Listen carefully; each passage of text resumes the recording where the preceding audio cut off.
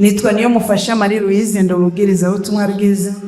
Ndashimira Imana ko yamamagariye gukora umurimo wera, izina ryayo nirihimbaze. Twagize umugisha wo kuba Eric atugejeje muri intara y'ivugabutumwa ya Runoga. Turi kumwe n'abizera n'abashyitsi n'amakorali atandukanye. Mwese ndabashuje mu izina rya Yesu. Mfite umuzigo nakuye ku dusozi isabato ishize bansezera, barambwiye ngo nzabasuhuriza aho nzagera hose, ubwo ari nemereyeho intashyo zo ku gisozi muzakire mu izina rya Yesu. Ntabwo ni butine mvuga ibyanjye kuko mpawe uyu mwanya ngo mvuge Imana, izina ryayo nirishingwe hejuru. Hari abari baranyumvise ariko uyu munsi nanjye ngize amahirwe yo kubabona ngo mbaganirize mu ijambo ry'Imana mu cyigisho kivuga ngo ikindi gitangaza. Haleluya. Ikindi reka amaso dusenge. Mwami Imana yacu ikomeye, izina ryawe nirihimbaze. Ugiye kutubwira ikindi gitangaza, turashaka ko ukidukoramo mu izina rya Yesu. Hari umuntu wagize ingorane avuka mugaye, amaguru ye adakandagira, amaboko ye atarambuka, urutirigongo rw'ibinamini. Kugira ngo abamuterura biyorohereze, bafashe uburiri yaryamagaho babushyiraho ibiti bibiri. Muzajya mwumva rimwe na rimwe Bibiliya ivuga ngo ingobyi yawe cyangwa se ngo uburiri bwawe, kuko icyari uburiri cyari n'ingobyi. Ngo riborohere gushyira hanze mukeye, riborohere gushyira mu nzu imvura iguye. Iyi mbabare yari ibaye idafite ibyiringiro byo gukira. Yari yarabwiwe n'abatambyi bakuru ko indwara ye ituruka mu byaha. Yari azi neza ko nta muntu n'umwe ushobora kumukiza iyo ndwara. Ndashimira Imana, umunsi umwe yagize ibyiringiro byo gukira, Uwiteka ahabwa icyubahiro. Basohoye uburiri babishyize mu mbuga, iruhande rw'urwo rugo hanyuze abagenzi b'umugisha, izina ry'Imana nirihimbaze. Ari kwigaragura mu rugo, yumvise abagenzi banyuze iruhande rw'iwe baganira ngo uyu munsi Umwami Yesu yateraniye i Kaperinawumu. Yesu yari ari mu rusengero, araranganije amaso mu iteraniro, yabonyemo umuntu utewe n'abadayimoni. Uwo muntu yari ahagaze ari gusakuza, Yesu acyaha abadayimoni ngo nibahore, yabirukanye bamuvamo. Haleluya. Inkuru imugezeho ari kwigaragura, amenye ko Yesu yirukana abadayimoni, yumva ibyiringiro byo gukira byinshi mu mutima we ati uyu munsi nanjye Umwami Yesu ashobora kunkiza. Hari n'inkuru ya kabiri yamusanze mu rugo iwe.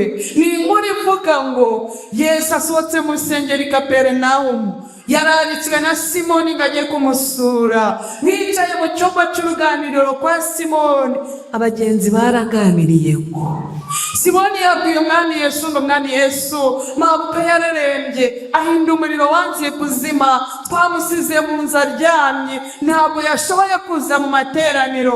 Yesu abwira Simoni ati munyereka aho umukecuru aryamye. Abagenzi barabwirana ngo bajyanye Yesu mu cyumba aho umukecuru aryamye, amukora aramuhagurutsa, maze umukecuru ahinduka muzima. Haleluya. Umuriro urazima, aratangira arabazimanira. Nimumurebe yigaragura mu buriri avuga ati nyamara nanjye Umwami Yesu ashobora kunkiza. Hari inkuru ya gatatu y'abagenzi babwiranye ngo mu gicamunsi cy'umunsi w'isabato basabiye Yesu abarwayi benshi arabakiza, bamuzaniye umunyara zihumura, bamuzaniye ibipfamatwi arabizibura, bamuzaniye ibirema arabikiza. Yasimbukaga atabishoboye avuga ati nanjye Umwami Yesu ashobora kunkiza. Nifuza ko icyo cyizere n'ibyiringiro bivuka mu mutima wa buri muntu uri hano ngo nanjye Umwami Yesu ashobora kunkiza. Haleluya. Inkuru ya kane yabaye rurangiza. Ni inkuru ivuga ngo umubembe yaturumbutse mu ishyamba, amanuka yirirukama, abantu barasakuza, surira irahumanye. Umubembe avunira ibiti mu matwi, nta rindi jwi yashakaga kumva, yari akeneye ijwi rimwe gusa ryusubiza ubugingo mu rupfu rugera amajanja. Abari kumwe na Yesu bose bahunze. Umubembe ageze imbere ya Yesu, amwikubita imbere, amubwira ati wabishaka ushobora kunyuza. Mwakiranye amagambo ari muri Mariko igice cya mbere umurongo wa 40 ngo aramubabarira, arambura ukuboko amukoramo, aramubwira ati ndabishaka ki. Haleluya. Abakiranutsi barabwiranye ngo Yesu akimukoraho ibibembe birakira, uruhu ruhinduka nk'urw'umwana mutoya, arahumanuka. Umugabo ati nanjye Yesu ashobora kunkiza. Niba yaragiraga umugore simbizi, niba yari afite abana simbizi, icyo nabwiwe na Bibiliya yari afite abaturanyi beza. Izina ry'Imana nirihimbazwe. Yatumye abaturanyi ati nimuhumeke, nimujyana aho umwami Yesu ari, namenye ko ashobora kunkiza. Bazana ingobyi baramuheka, bakigera aho babarangiye umwami Yesu, baturutse hariya babona ku irembo abantu bakirise huzuye. Mu rugo hari huzuye abantu, ku irembo abantu ari benshi. Yazamura umutwe ari mu ngobyi, akabona mu muryango abantu baruzuye, atanga igitekerezo nimuse nk'abari bahari. Mwumva ari kwongorera abahetse, arababwira ngo nimukureho ariya mategura, munshishe hariya hejuru, ariko mugeze aho umwami Yesu. Haleluya. Bakuraho amategura, bamanyura ingobyi. Nimurebe Yesu ahagaritse imirimo yakoraga, ari kwitegereza imbabare yigaragura mu ngobyi imbere ye. Turi mu butumwa bwiza bwanditswe na Mariko mu gice cya 3. Yesu akora igitangaza, ariko ntabwo turi kwiga igitangaza, turi kwiga ikindi gitangaza. Yesu yahise akora igitangaza, abonye imbabare yigaragura mu ngobyi ifite ubwoba, ari gutitira.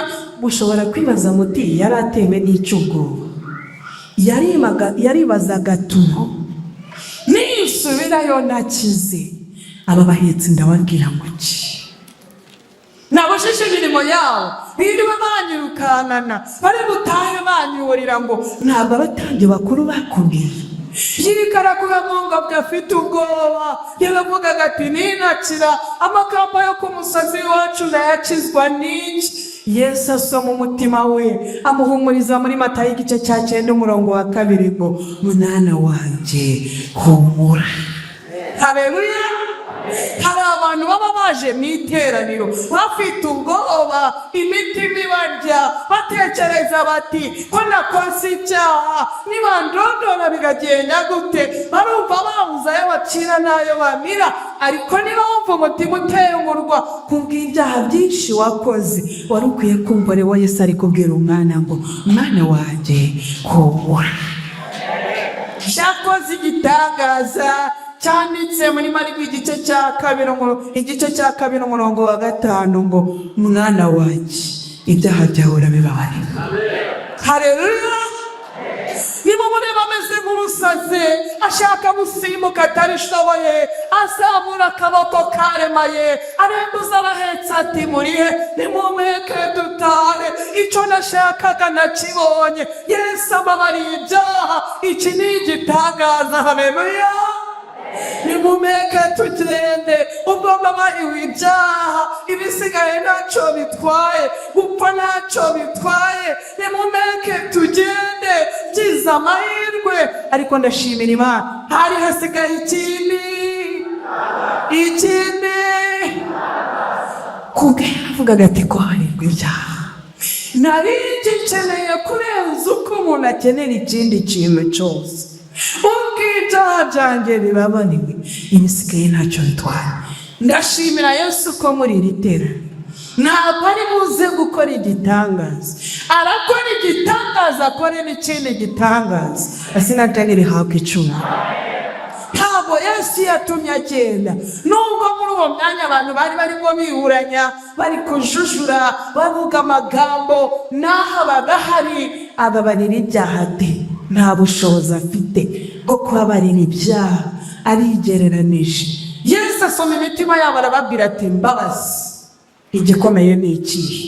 Ni ukubwirira ngo ibyaha byawe urabibonye, cyangwa ni ukumubwira ngo haguruka wikorere ibintu bikabagira ute? Ikindi Mariko igice cya 2 umurongo wa 11, ndagutegetse byuka wikorere uburiri bwawe utahe. Haleluya! Ikindi arahaguruka biremera, amaguru arakira, amaboko arakira, urutirigongo rurakira, ingobyi arayitwaza, yisubirira iwabo.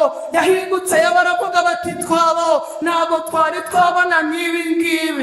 Ayo magambo n'ubu ari buvugwe, kuko Imana igiye gukora ikindi gitangaza. Izina ryawe nirihawe icyo. Nubwo mwiciye musa n'abakirisitu, abantu bariburanya. Bagira bate? Babona mucinga mu isabato iratangiye akajujura. Babona muparitse moto ngo amasaha rero yageze akajujura. Babona mweguye ibitabo mwasimbitse bw'isabato mu gitondo akajujura. Ariko ndashimira Yesu, bashaka gukora igitangaza ngo basakuzaga abagore, izina rye nirihabwe icyubahiro. Bashidikanije ku bukirisitu bwacu, banze kwemera ko ibyaha twabibabariwe. Ariko tuje kubwira Yesu ngo akora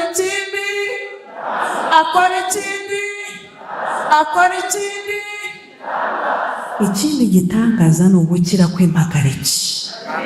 Hari abantu bababariwe ibyaha, bizeye Yesu nk'umwami n'umukiza, baheze mu ijambo rimwe gusa, barababariwe, baratsindishirijwe.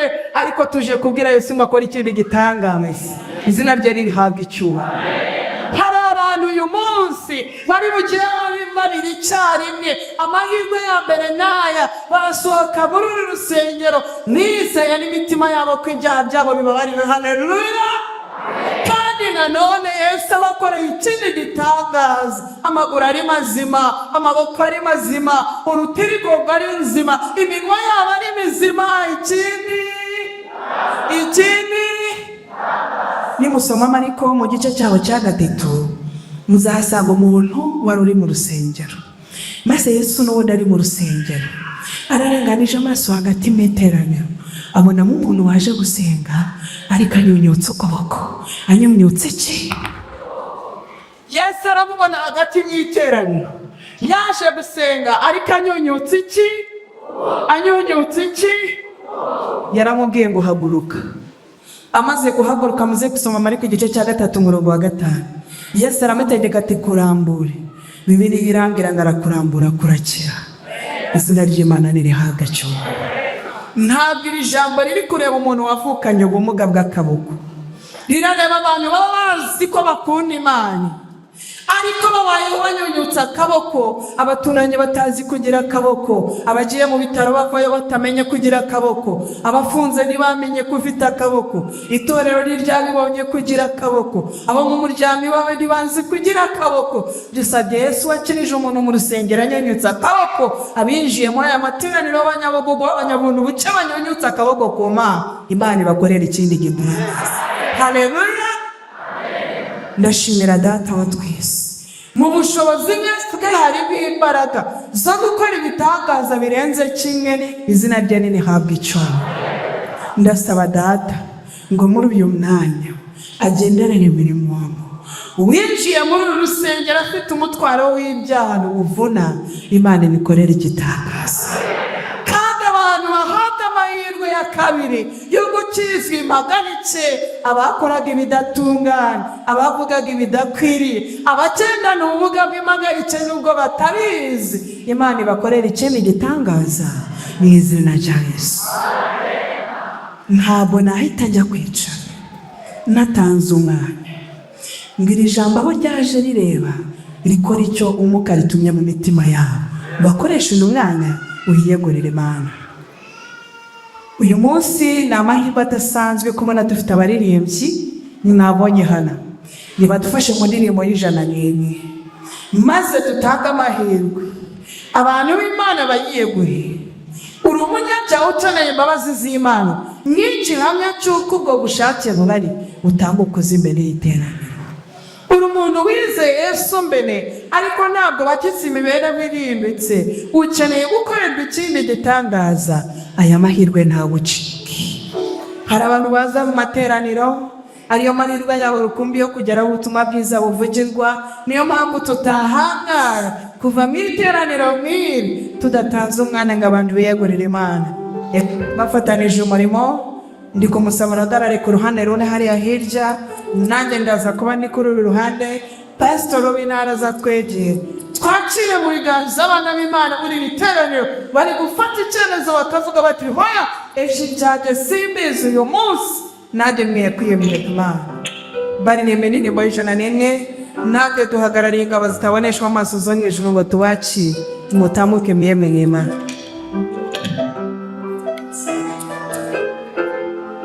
Yesu baramuhamagara n'intumwa ze. Waje urekeje ariko nawe ijuru ryagusendereye, uyu mwanya ukoreshe wiyegurire Imana. Fatanya icyemezo cyo kubatizwa, pasitoro barahari, amaraso ahari, ntihagire ihandi ikomoza, uhaguruke wiyegurire Imana.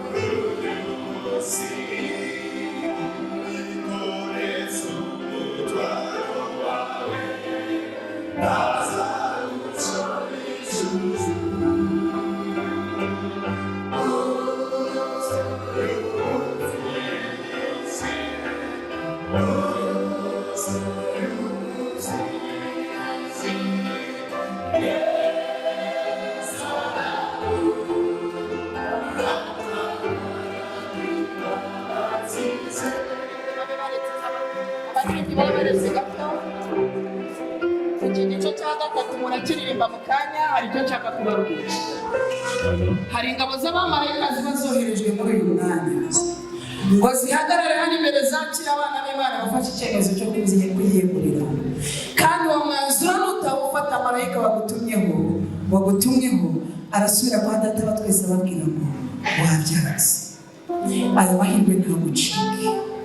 Ingabo zitaboneshwa amaso zirigana, kandi igihe wahawe cyo kwihana kivuyeho umunsi umwe, birashoboka ko aya mahirwe yaba atazagaruka kuri wowe. Hari abantu babiri nshaka ko bahagarara hano muri uyu mwanya, na umuntu umwe n'uyu ni umuntu umutima uri gushinja ibyaha. Amahirwe rukumbi ufite kugira ngo icyo kidodo kiveho ni ukuri butere intambwe ukaza ugahagarara imbere y'iteraniro. Hari undi muntu wa kabiri wizeye Yesu nk'umwami n'umukiza, ariko kuki udafite imibereho ihindutse, ukeneye ikindi gitangaza. Nubwo wihannye ibyaha ariko kudahinduka kwawe bikeneye ko Yesu yongera kuvuga ijambo rimwe gusa, nawe uhagurukize.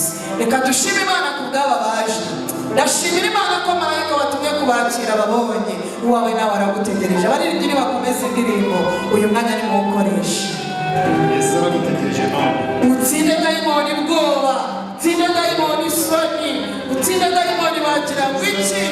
Uhaguruke wiyegurire Imana. Yesu aragutegereje. Fata icyemezo. Niba uri umushyitsi wabanye natwe uyu munsi, n'Imana yaguteye uyu munsi uri hano, uhaguruke nawe se ufatanye n'itorero ry'Imana ry'Abadivantisite b'umunsi wa karindwi. Bashyitsi mwatugendereye, ijuru ryabagezeho.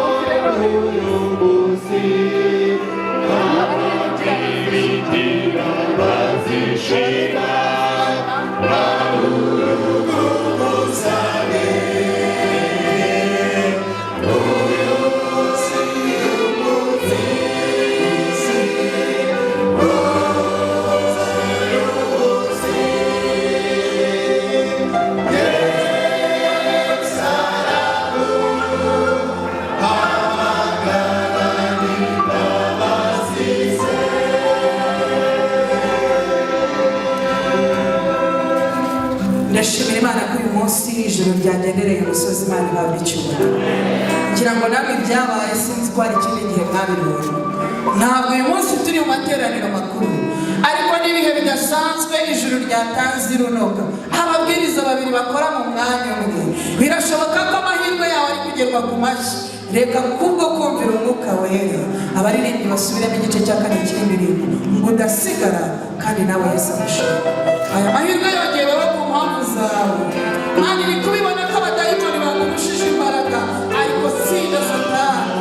Mu gihe bari kuririmba iki gice kimwe, tsinda Satani, tandukana n'imbaraga zigusubiza hasi ngo wicare. Nesha, haguruka, uvuga uti nanjye niyegurira.